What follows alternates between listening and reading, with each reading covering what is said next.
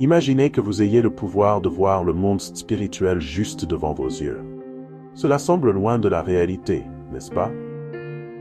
Pourtant, il existe des témoignages fascinants de personnes qui décrivent cette expérience incroyable, relatant des rencontres avec des êtres qui défient notre compréhension. Imaginez-vous dans le confort de votre maison, dans la tranquillité de votre chambre, et soudain, voir devant vous des créatures aux formes et tailles inimaginables, allant d'animaux étranges à des entités avec de nombreux bras, ailes, griffes, des sourires remplis de dents acérées. Cela semble effrayant? Pourtant, ces histoires sur des êtres mystérieux pourraient être plus qu'un simple fruit de l'imagination. Le monde spirituel est une réalité bien plus tangible que beaucoup ne sont prêts à croire. Dans la tradition chrétienne, nous croyons que l'univers est composé de deux dimensions fondamentales. Le monde physique, visible et où nous vivons notre quotidien, et le monde spirituel, une sphère invisible habitée par des êtres spirituels. Pour beaucoup, ce concept peut sembler éloigné, mais la vérité est qu'il est plus proche de nous que nous ne l'imaginons. Le monde spirituel est rempli de mystères et d'entités qui vont au-delà de notre compréhension. Pour avoir une idée de l'ampleur de cet univers parallèle, pensez à la vaste diversité d'êtres vivants qui coexistent avec nous dans le monde physique.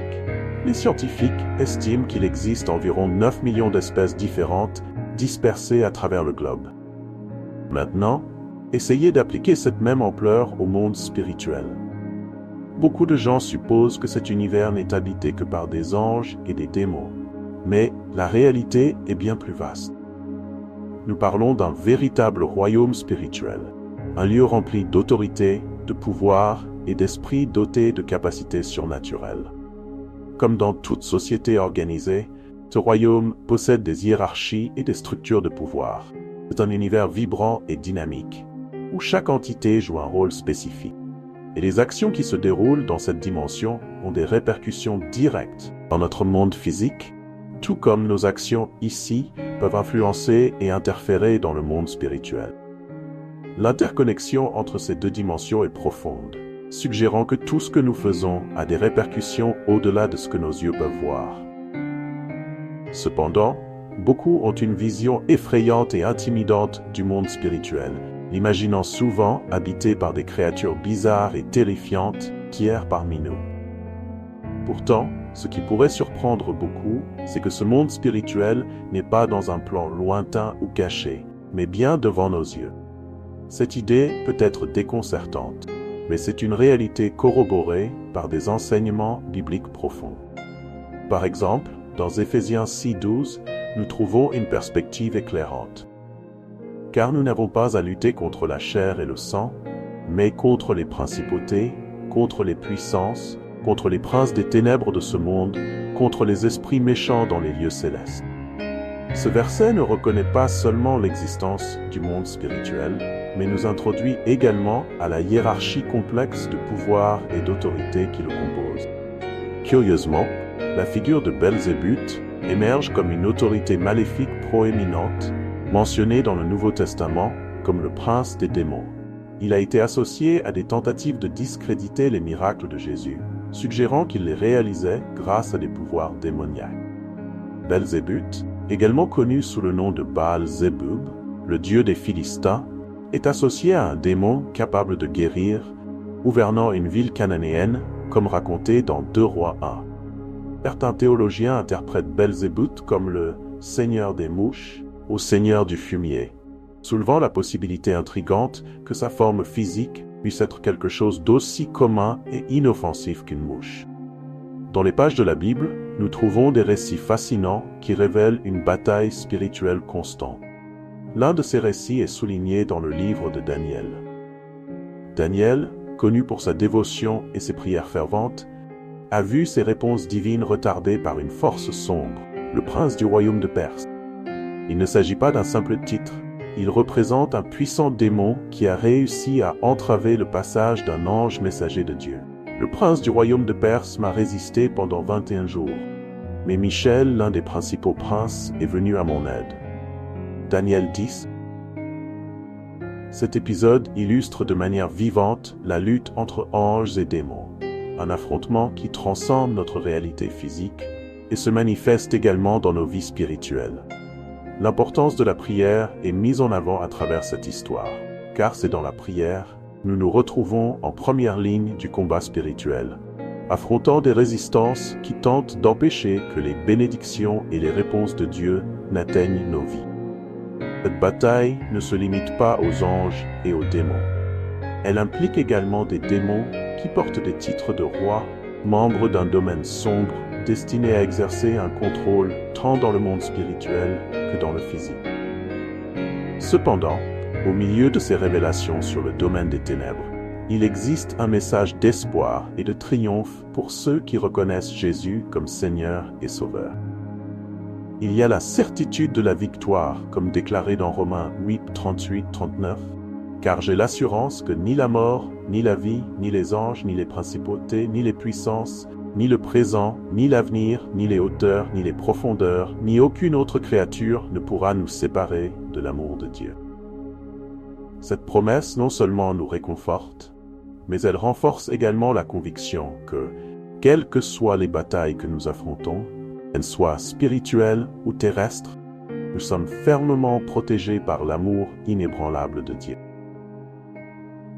Bien que les descriptions des démons aient pu susciter une certaine peur, il est important de se rappeler que dans le spectre spirituel, il n'y a pas que le côté sombre. Il existe également une force lumineuse et protectrice composée d'anges.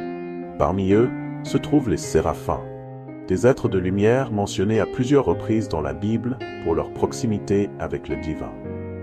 Isaïe ici nous présente ces êtres célestes de manière poétique.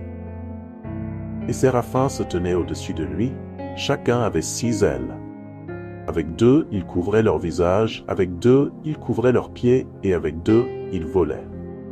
Cette description met en lumière non seulement la majesté des séraphins, mais aussi le profond respect et l'adoration envers Dieu. En plus des séraphins, il y a les chérubins, une autre catégorie d'anges avec une mission spéciale, protéger et garder les créations divines. La Bible les présente comme des gardiens redoutables, placés par Dieu à l'entrée du jardin d'Éden, armés d'épées flamboyantes pour protéger l'arbre de vie, comme narré dans Genèse 3, 24.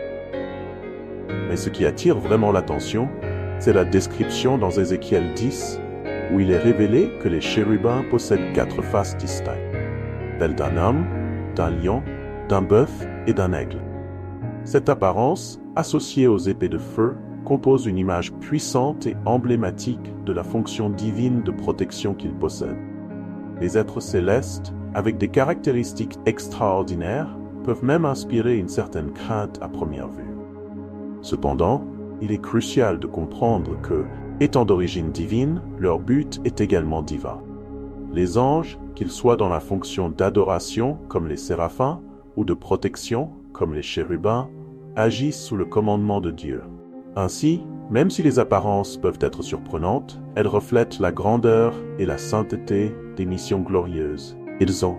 La présence des anges nous rappelle qu'à côté des forces obscures, il y a toujours la lumière, protection et l'amour divin.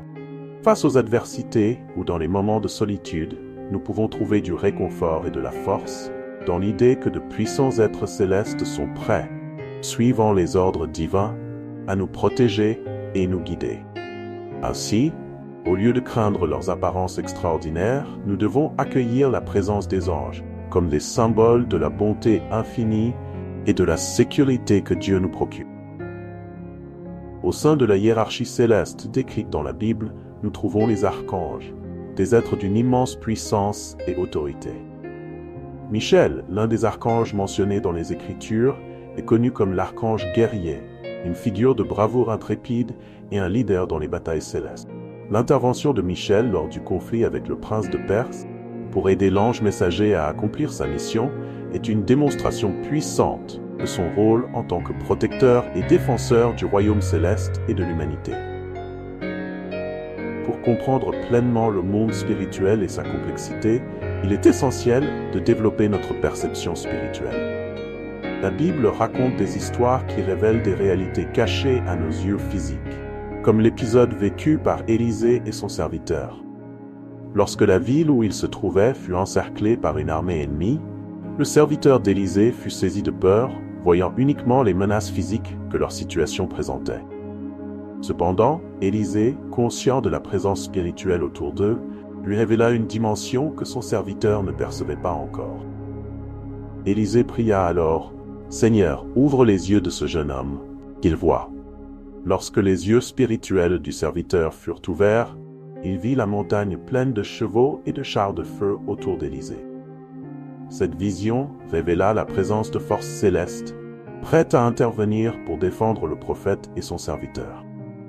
Cette histoire démontre que le monde spirituel nous entoure, même lorsque nos yeux physiques ne peuvent le percevoir. En reconnaissant l'existence de ce royaume et le rôle des êtres qui y habitent, nous pouvons mieux comprendre la connexion entre les sphères physiques et spirituelles, ainsi que l'impact de cette interrelation sur nos vies.